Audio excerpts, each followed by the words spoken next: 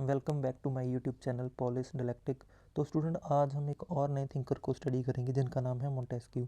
Recently कुछ exam में जैसे कि C U E T D U के एंट्रेंस में, even U G C NET की जो लास्ट शिफ्ट हुई है उसमें इनके बारे में कुछ ऐसे छिपे हुए क्वेश्चन देखने को मिले हैं जो कि ईजीली आप क्रैक नहीं कर सकते, क्योंकि अगर आपने इसको डीप तरीके से स्टडी किया होगा तभी आप उसके बारे में जान सकते हो।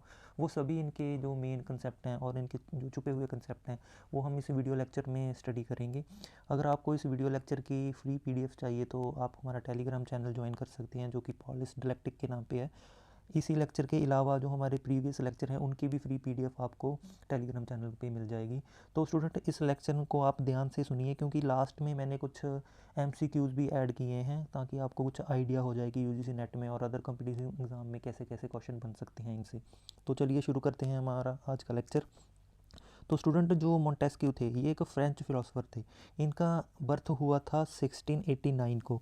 तो यहाँ पे ध्यान रखने वाली बात ये है कि 1869 को इनका बर्थ हुआ, लेकिन 1688 को, ठीक है, इंग्लैंड में स्टूडेंट ग्लोरियस रेवोल्यूशन हुआ था।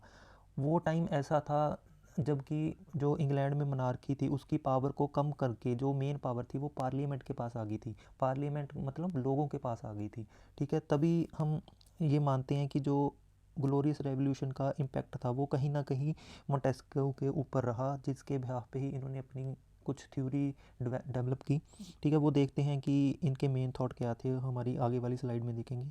तो स्टूडेंट, जैसे कि मैंने आपको बता ही दिया कि 1689 में जो इनका बर्थ हुआ, तो वो वाला टाइम एक एनलाइटनमेंट वाला टाइम माना जाता है, क्योंकि वो जो एक पूरी सदी थी, ठीक है, वहाँ पे ऐसे ऐसे रेवोल्यूशन चल रही थी कि जैसे कि बाद में लेटर ऑन फ्रेंच रेवोल्यूशन हुआ, ठीक है, और अमेरिकन रेवोल्यूशन हुआ। तो आप कह सकते हो कि ग्लोरियस रेवोल्यूशन का इम्पैक्ट मोंटेस्क्यू के ऊपर रहा, और मोंटेस्क्यू ने जो अपनी थ्योरी दी उस थ्योरी का इम्पैक्ट बाद में जाके अमेरिकन रेवोल्यूशन और फ्रेंच रेवोल्यूशन के ऊपर रहा, ठीक है। तो इनकी एक बड़ी फेमस बुक है, ठीक है, जिसका नाम है द स्पिरिट ऑफ लॉज, ठीक है। ये तो मैंने आपको बता ही दिया कि ये एनलाइटनमेंट के थिंकर हैं, ठीक है। तो चलिए देखते हैं नेक्स्ट। तो स्टूडेंट, जैसे कि मैं आपको बता रहा था कि नेट में अभी कुछ ऐसे छुपे हुए क्वेश्चन आते हैं। वो कैसे होते हैं कि जैसे आपको 3-4 थिंकर का नाम दे दिया होगा और आपको पूछा जाएगा कि इनमें से कौन सा थिंकर एकेडमी ऑफ बॉरडॉक्स के साथ रिलेट करता है, ठीक है, या उसका मेंबर था। तो आपको पता होना चाहिए वो कौन था, वो मोंटेस्क्यू थे, ठीक है। कब बने थे उसके मेंबर, कब इलेक्ट हुए थे, 1716 में, ठीक है। और फ्रेंच एकेडमी के भी ये मेंबर थे, वो कब थे, 1728 में, ठीक है। तो ये तो इनके कुछ ऐसे क्वेश्चन हो गए जो अगर एग्ज़ाम में आए तो आप कंफ्यूज हो सकते हो, लेकिन आप उन्हें अगर इस वीडियो लेक्चर को अच्छे से स्टडी कर लिया, ठीक है, तो आप ये क्वेश्चन ऐसे वाले क्रैक कर सकते हो, ठीक है। और इन्होंने कुछ गवर्नमेंट की फॉर्म्स के बारे में भी अपने विचार दिए, ठीक है, वो हम आगे जाके देखेंगे, उसे इलेबोरेट करके पढ़ेंगे कि क्या क्या क्या इनके थॉट थे। तो इनका जो मेजर कंट्रीब्यूशन था, ठीक है, जैसे कि मैंने आपको बताया कि इंग्लैंड में जो ग्लोरियस रेवोल्यूशन के बाद चेंजेस आए, ठीक है, तो ये वो ब्रिटिश कॉन्स्टिट्यूशन को काफ़ी एडमायर करते थे, क्योंकि ये मानते थे कि जो ब्रिटिश में जो इंडिविजुअल लिबर्टी है वो मेंटेन इसीलिए हो पाई है क्योंकि वहाँ पे जो पावर आई है वो लोगों के पास आई है, वो पार्लियामेंट के पास आई है। इनका मानना था जो एक फ्रेंच में मोनार्की वाला सिस्टम है उधर लोगों की लिबर्टी पे अटैक हो रहा है, क्योंकि जो एक किंग होता है मोनार्की सिस्टम में, जो एक किंग होता है वो सभी रूल एंड रेगुलेशन एक किंग के अंडर रहकर ही बनते हैं। लेकिन जब पार्लियामेंट के पास पावर्स आती हैं तो उसमें कहीं ना कहीं लोगों की पार्टिसिपेशन होती है, लोगों की राय होती है, तो तभी ये ब्रिटिश कॉन्स्टिट्यूशन को अच्छा मानते थे और फ्रेंच जो कॉन्स्टिट्यूशन था और मोनार्की सिस्टम था उसे ये अच्छा नहीं मानते थे, ठीक है। जैसे कि यहाँ पे लिखा भी हुआ कि जो फ्रेंच मोनार्की है वो इंडिविजुअल लिबर्टी को कम्प्लीटली डिस्ट्रॉय कर देती है, ठीक है, तभी ये जो पार्लियामेंट्री सिस्टम था उसे फेवर करते थे।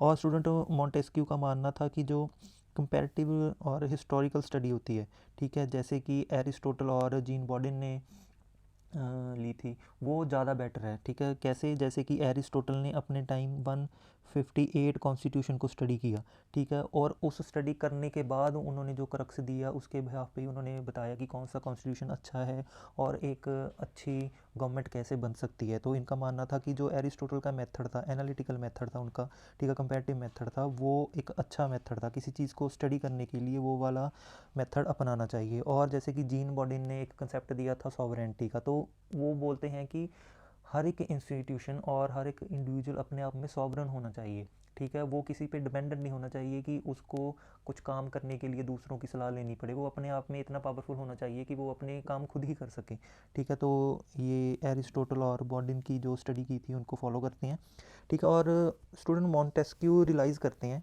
कि जो किसी भी थ्योरी को बनाने का तरीका होना चाहिए वो एम्पिरिकल तरीका होना चाहिए। वो कैसा कि डायरेक्ट एम्पिरिकल स्टडी का मतलब हो गया एक डायरेक्ट एक्सपीरियंस के साथ आपको किसी चीज़ के बारे में जानना चाहिए, ना कि किसी थ्योरी और किसी लॉजिक के बेस पे। क्योंकि जो थ्योरी होती है वो ऑलरेडी बनी होती है, हम उसके बिहाफ पे अपने विचारों को क्रिएट करते हैं।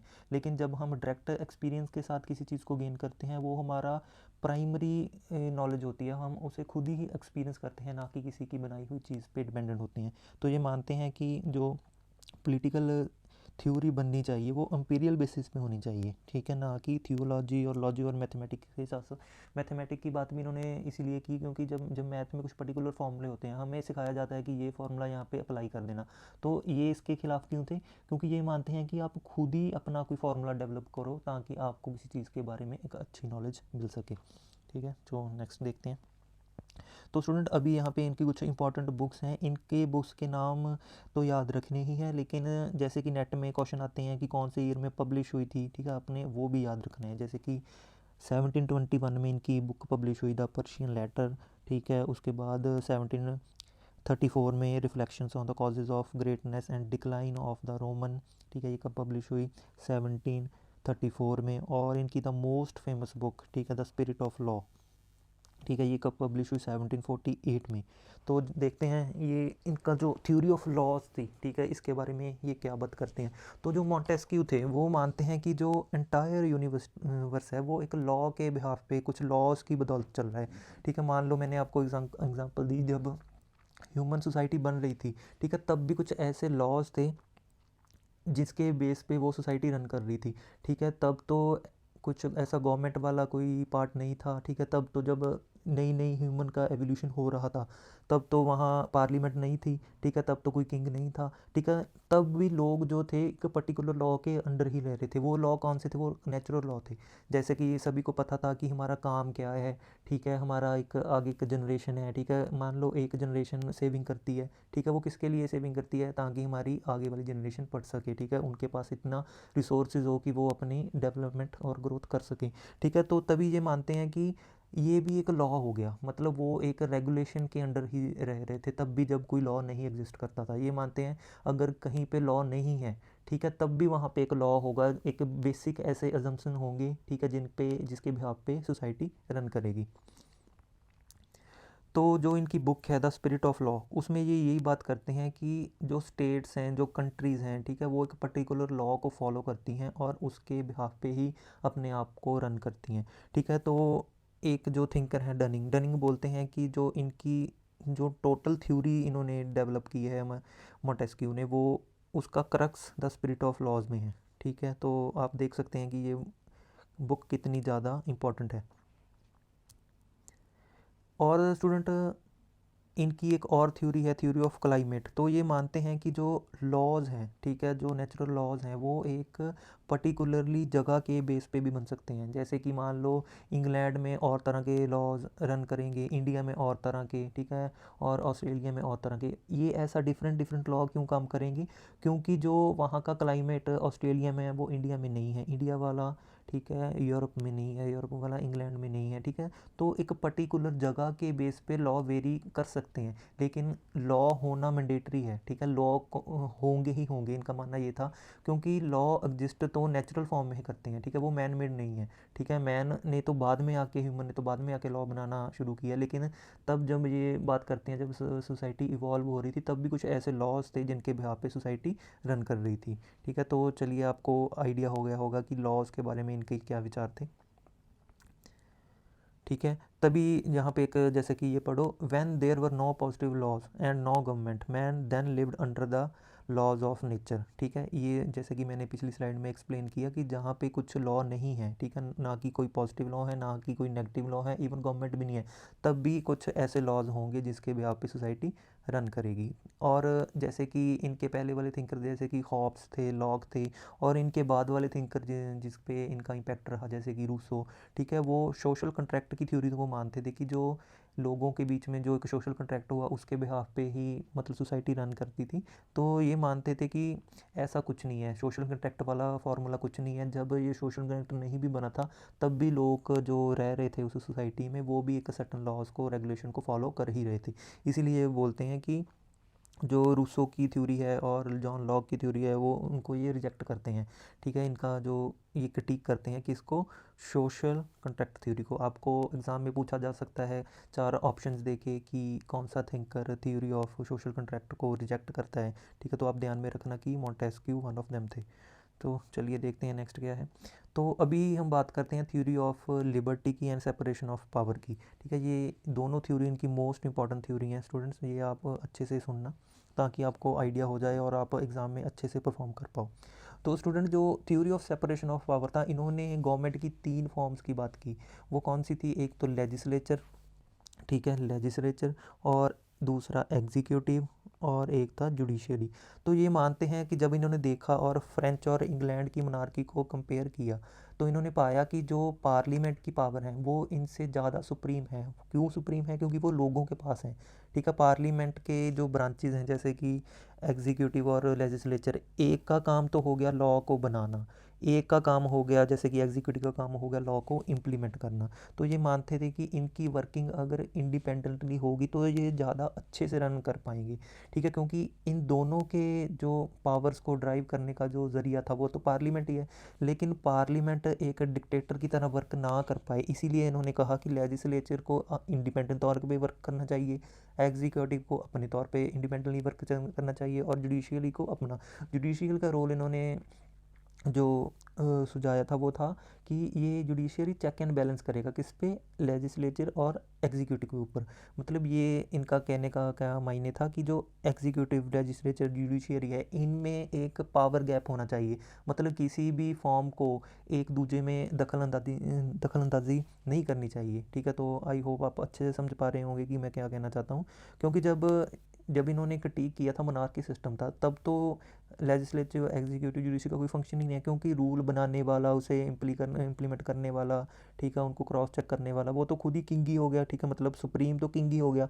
इसीलिए ये मानते हैं कि वो सिस्टम बढ़िया नहीं है। जब लोगों के पास पावर आती है जैसे कि ब्रिटिश कॉन्स्टिट्यूशन में आई, ठीक है, पार्लियामेंट के पास, तो उन्होंने अपनी थ्योरी में इन्होंने बताया कि वो वाला सिस्टम ज़्यादा बेटर है किसी गवर्नमेंट को रन करने के लिए, ठीक है, ताकि स्टेट को अच्छे तरीके से चलाया जा सके और लोगों की लिबर्टी को मेंटेन किया जा सके। जैसे कि अगर मोनार्की में देखें तो वहाँ पे इंडिविजुअल लिबर्टी को खतरा ही खतरा है। वो कैसे है? क्योंकि लोगों को जो रूल एंड रेगुलेशन फॉलो करने पड़ते हैं वो किंग के करने पड़ते हैं, ठीक है। अगर किंग ने टैक्स बढ़ा दिया तो लोगों को वो मानना पड़ेगा, ठीक है। उसने किसी का फ्रीडम छीन ली, किसी की लिबर्टी छीन ली और इवन राइट्स तक को छीन लिया तो वो किसी के पास जाएंगे। लेकिन जो अगर पार्लियामेंट्री सिस्टम है, ठीक है, जहाँ पे ये इनकी सेपरेशन ऑफ पावर है तीनों स्ट्रक्चर की, तो लेजिस्लेचर को बनाने वाले जो मतलब लेजिस्लेचर में रह के लॉ बनाएंगे वो किस पे बिहाफ पे बनाएंगे? वो लोगों की मेजॉरिटी को देखते हुए बनाएंगे, मतलब लोगों की पार्टिसिपेशन उसमें होगी, ठीक है। इसी तरह एग्जीक्यूटिव में होगा, और जुडिशियरी क्रॉस चेक करेगी कि क्या इसमें से कोई लोगों का राइट्स, उनको कुछ हनन तो नहीं हो रहा, उनकी लिबर्टी पे कुछ इफेक्ट तो नहीं डल रहा। तो ये मानते थे कि एक सेपरेशन होनी चाहिए पावर की इन तीनों गवर्नमेंट की फॉर्म्स में, ठीक है। तो आई होप आपको अच्छे से समझ आ गया होगा, ठीक है। जैसे कि मैंने बताया कि 3 ऑर्गन्स हैं, ठीक है, इनकी डिफरेंट डिफरेंस पावर हैं, ठीक है। तो इनको डिफरेंट तरीके से ही काम करना चाहिए, ना कि एक दूसरे में दखल अंदाजी दे के काम करना चाहिए, ठीक है। तो नेक्स्ट है इनका क्रिटिसिज्म, ठीक है। क्रिटिसिज्म इस थ्योरी का क्या है कि इन्होंने बोला कि जो लेजिस्लेचर है और एग्जीक्यूटिव है, जुडिशरी, इनको डिफरेंट तरीके से काम करना चाहिए। लेकिन क्या ऐसा वाकई हो रहा था? ठीक है, उस टाइम पे क्या इंग्लैंड में ऐसा चल रहा था? तो हम देखते हैं कि जो सबाइन है वो मानते हैं कि ऐसा नहीं था। वो क्यों नहीं था? उन्होंने बोला कि तब के टाइम पे भी जो मेन लॉ बनाने वाला एक गवर्नमेंट का पार्ट था, वो लेजिस्लेचर था, ठीक है। उसको क्रॉस चेक करने वाला कोई नहीं था, मतलब सुप्रीमेसी तो अकेले लेजिस्लेचर की होगी। लेजिस्लेचर ने जो लॉ बना दिया, उस लॉ को इम्प्लीमेंट कर रहा है एग्जीक्यूटिव, और उस एग्जीक्यूटिव के हिसाब से ही जुडिशरी चल रही है। मतलब हम देखें तो इनमें तीनों में सबसे पावरफुल ऑर्गन तो लेजिस्लेचर हो गया, ठीक है। जैसा उसने बना दिया वैसा लॉ बन गया और वैसा इम्प्लीमेंट हो गया, ठीक है। उसे तो क्रॉस चेक करने वाला कोई रहा ही नहीं, ठीक है। और नेक्स्ट हम बात करते हैं सेकंड पॉइंट में, कि जो जब हम देखते हैं कि पहले जो सुप्रीमेसी थी वो मोनार्की में थी, ठीक है, कि किंग के पास थी। लेकिन जब हम देखते हैं कि पार्लियामेंट एस्टेब्लिश हो गया, ठीक है, तो पार्लियामेंट में भी जो लोगों की राय थी वो कम थी, लोगों की पार्टिसिपेशन कम थी, क्योंकि तब के टाइम जो पार्लियामेंट के मेंबर थे वो ज़्यादा मेंबर नॉन इलेक्टेड मेंबर थे, ठीक है। जैसे कि आपने अगर ब्रिटिश कॉन्स्टिट्यूशन के बारे में सुना होगा, वहाँ पे दो हाउसेज हैं, ठीक है, हाउस ऑफ लॉर्ड्स थे, हाउस ऑफ कॉमन्स। तो हम देखते हैं कि ज़्यादा जो क्वांटिटी में मेंबर थे वो हाउस ऑफ लॉर्ड्स के थे, वो अपने आप ही लॉ बनाते थे। इससे तो ये साबित हो गया कि जो सुप्रीमेसी है वो पार्लियामेंट की होगी, ना कि लोगों की होगी, ठीक है। तो सबाइन बोलते हैं कि इस टर्म को हम कह सकते हैं डिक्टेटरशिप ऑफ कैबिनेट। कैबिनेट वही सीधा सीधा हो गया, अभी जो इलेक्टेड मेंबर हैं और जो नॉन इलेक्टेड मेंबर हैं पार्लियामेंट में, ठीक है, उनकी ज़्यादा चल रही है, ना कि लोगों की पावर को एक्सरसाइज किया जा रहा है, ठीक है। तो बाकी आप इसे अच्छे से एक बार रीड कर लेना।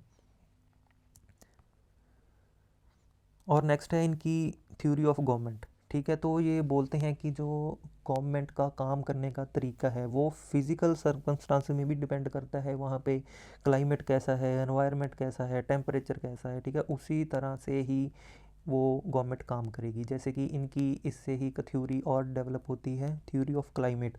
तो थ्योरी ऑफ क्लाइमेट में ये कहते हैं कि जो कोल्डर क्लाइमेट है, कोल्डर क्लाइमेट में ही डेमोक्रेसी जैसी चीज़ को हम मान सकते हैं, ठीक है। जैसे कि मैं आपको बताना चाहूँगा कि जो डेमोक्रेसी है, ठीक है, डेमोक्रेसी केवल कोल्डर क्लाइमेट में ही एग्जिस्ट कर सकती है, ठीक है, इनका मानना ये था। क्योंकि जब इन्होंने अफ्रीका की स्टडी की तो इन्होंने पाया कि, और एशिया की स्टडी की, इन्होंने पाया कि वो वाली कंट्रीज़ में औरतों का शोषण ज़्यादा हो रहा है, ठीक है, वहाँ पे डेमोक्रेसी का जो वजूद है वो एग्जिस्ट नहीं कर सकता। इन्होंने एग्ज़ाम्पल दी कि जो यूरोप है, ठीक है, जैसे कि मैंने आपको, मतलब मैं एक और एग्जांपल बताता हूँ। इनका मानना था कि जो अमेरिका है, जैसे कि उधर क्लाइमेट ज़्यादातर कोल्ड रहता है, तो डेमोक्रेसी अमेरिका जैसी कंट्री में ही अच्छे से रन कर सकती है, इंडिया जैसे, चाइना जैसे कंट्री में नहीं कर सकती, ठीक है। जैसे कि मान लो इंडिया में औरतों के राइट्स की बातें कम होती हैं, तो ये मानते हैं कि इधर डेमोक्रेसी प्रिवेल नहीं कर सकती। इनका मानना था जो हॉटर क्लाइमेट होते हैं, ठीक है, हॉटर क्लाइमेट में ही जो डिक्टेटरशिप वाला कंसेप्ट है वो रह सकता है, ठीक है। तो आप मान सकते हो कि जो इनकी क्लाइमेट की थ्योरी थी, ये इसमें कुछ भी ऐसा नहीं है कि जो हम लॉजिकली प्रूव कर सकें, ठीक है। इसका भी क्रिटिक किया जा सकता है, जैसे कि कैसे क्रिटिक किया जा सकता है, जैसे कि इंडिया में ज़्यादातर एरियाज़ में हॉटर क्लाइमेट है, लेकिन इंडिया तो आज के टाइम में वर्ल्ड की सबसे बड़ी डेमोक्रेसी है, ठीक है। ये तो जब से इंडिया 1947 से इंडिपेंडेंस के बाद में, मतलब आज़ाद हुआ है, तब से ही यहाँ पे डेमोक्रेसी है, इलेक्शन हो रही हैं, ठीक है। और जैसे कि हम देख सकते हैं कि इटली, ठीक है, और इटली में क्या था, इटली में डिक्टेटरशिप रही थी। जर्मनी कंपैरेटिवली इंडिया के, मतलब ठंडा इलाका माना जाता है, लेकिन वहाँ पे, ठीक है, जर्मन में भी हिटलर की डिक्टेटरशिप थी। तो इस बेस पे हम मान सकते हैं कि इनकी जो थ्योरी ऑफ क्लाइमेट थी वो किसी साइंटिफिक तौर पे हम उसे सही नहीं मान सकते, ठीक है। तो इस बेस पे भी इनका क्रिटिसिज्म किया जा सकता है। बाकी आप यहाँ से पीडीएफ लेके आप देख लेना कि एग्ज़ाम में कैसे कोई क्वेश्चन बन सकता है और आप कैसे उसे अटेम्प्ट कर पाएंगे। मतलब जो इसका थ्योरी ऑफ क्लाइमेट का मेन क्रक्स था, मैंने आपको वो बता दिया। तो चलिए नेक्स्ट देखते हैं। तो स्टूडेंट, इम्पॉर्टेंट ऑफ मोंटेस्क्यू क्या था? अगर आपने इनकी अभी सेपरेशन ऑफ पावर के बारे में जान लिया, ठीक है, थ्योरी ऑफ क्लाइमेट के बारे में जान लिया, थ्योरी ऑफ नेचुरल राइट्स के बारे में जान लिया, ठीक है, इसके बाद न आपको इनमें से क्या सीखने को मिलता है? आपको ये देखने को मिलता है कि ग्लोरियस रेवोल्यूशन का जो इम्पैक्ट था वो इनकी थ्योरी में देखने को मिलता है। और जो बात ने इन्होंने की, ठीक है, सेपरेशन ऑफ पावर की, उसका इम्पैक्ट बाद में जाके फ्रेंच रेवोल्यूशन और अमेरिकन रेवोल्यूशन में हमें दिखा। क्योंकि अमेरिका ने जो चेक एंड बैलेंस वाला सिस्टम था वो कहाँ से अडॉप्ट किया, वो मोंटेस्क्यू की थ्योरी से अडॉप्ट किया उन्होंने। जैसे कि मैंने बताया था ना अभी, लेजिस्लेचर, एग्जीक्यूटिव और जुडिशरी के बीच में जो गैप है, ठीक है, इस गैप को मेंटेन रखना चाहिए ताकि इनमें आपस में कोई भी एक दूसरे में दखल अंदाजी ना हो। तो ये वाला चेक एंड बैलेंस वाला कंसेप्ट मॉन्टेस्क्यू की थ्योरी का ही पार्ट है, ठीक है, जिसे हम आज के टाइम में भी अमेरिका में देख रहे हैं। तो इतना सब कुछ जानने के बाद आपके लिए और भी इजी हो जाएगा कि आप एग्ज़ाम में इनके बेस्ड क्वेश्चन को अच्छे से अटैम्प्ट कर पाओ। तो चलिए स्टूडेंट, अब हम देखते हैं कुछ इंपॉर्टेंट क्वेश्चन कि कैसे बन सकते हैं इनकी थ्योरी के बेस पे। तो फर्स्ट क्वेश्चन है कि मोंटेस्क्यू ने जो फॉर्म्स, गवर्नमेंट ऑफ फॉर्म्स बताई थी, वो कितने टाइप की थी। आप 2 सेकंड पॉज करके वीडियो को सोच सकते हैं और नीचे कमेंट सेक्शन में अपना आंसर दे सकते हो। तो इसका राइट आंसर है C3। कौन कौन सी? लेजिस्लेचर, एग्जीक्यूटिव और जुडिशरी, ठीक है। और मोंटेस्क्यू जो नेक्स्ट क्वेश्चन है, Montesquieu born in the year 1689, ठीक है। तो एक फ्रेंच लॉयर थे, वो कब डाई हुए थे, ठीक है। अगर आपने हमारी स्लाइड को अच्छे से पढ़ा होगा तो आप इसका आंसर करेक्ट कर सकते हैं। तो चलिए देखते हैं इसका राइट आंसर। राइट आंसर है इसका ऑप्शन बी। तो आगे हैं, इनकी जो फेमस बुक थी स्पिरिट ऑफ लॉ, ठीक है, तो वो कब पब्लिश हुई थी फर्स्ट टाइम। तो इसका आंसर आप सोच सकते हैं। अगर आपको नहीं याद आ रहा तो मैं बता देता हूँ कि जो राइट आंसर है वो है ऑप्शन सी, ठीक है। और लेटर ऑन 1773 में ये सेकंड टाइम पब्लिश हुई थी, क्योंकि जब फर्स्ट टाइम 48 में पब्लिश हुई थी तो तब ये बैन हो गई थी, और लेटर ऑन 1773 में ये फिर से पब्लिश हुई। अगर आपको ऑप्शन में 48 है तो आप उसे मार्क करना, अगर ऑप्शन में 48 नहीं है तो आप 1773 को मार्क करना। ये इसके दोनों ही ऑप्शन सही हैं, ठीक है। Montesquieu by birth belong to, ठीक है, तो बाय बर्थ कहाँ से बिलोंग करते थे? जो बिलोंग करते थे फ्रांस से, ठीक है। जब आपको इसकी इनकी थ्योरी पढ़ोगे तो आप ज़्यादा ब्रिटिश कॉन्स्टिट्यूशन के बारे में सुनोगे तो आपको कंफ्यूज नहीं होना कि ये इंग्लैंड के थे। तो बाय बर्थ यहाँ पे इन्होंने लिखा भी हुआ है, तो कहाँ के थे बाय बर्थ? फ्रांस के। तो चलिए separation of power given by, ठीक है, ये तो आपको अभी तक पता ही चल गया होगा, मोंटेस्क्यू, ठीक है। तो चलिए स्टूडेंट, आई होप आपको एक ब्रीफ आइडिया इनके बारे में हो गया होगा। इनकी थ्योरी बस बेसिकली इतनी ही है, लेकिन सेपरेशन ऑफ पावर के अलावा जो हमने थ्योरी डिस्कस की है, जैसे कि थ्योरी ऑफ क्लाइमेट, ठीक है, नेचुरल लॉ, ठीक है, वो आपके लिए नया होगा, क्योंकि इनकी थ्योरी जो बुक्स में दी गई है वो काफ़ी ज़्यादा कम है, ठीक है। आई होप मैंने एक प्रयास किया है कि आपको इनके बारे में कुछ बता सकूं। आई होप आपको अच्छा लगा होगा। और स्टूडेंट अगेन, अगर आपको इस लेक्चर की पीडीएफ चाहिए तो हमारा टेलीग्राम चैनल ज़रूर विज़िट करें। इस लेक्चर के साथ साथ आपको हमारे प्रीवियस लेक्चर की भी पीडीएफ वहाँ से फ्रीली इजीली अवेलेबल हो जाएगी, ठीक है। डिस्क्रिप्शन में भी मैं टेलीग्राम चैनल का लिंक दे दूँगा, वहाँ आप जाके चेक कर सकते हो। तो चलिए स्टूडेंट, मिलते हैं हमारे किसी नेक्स्ट लेक्चर में। Okay student.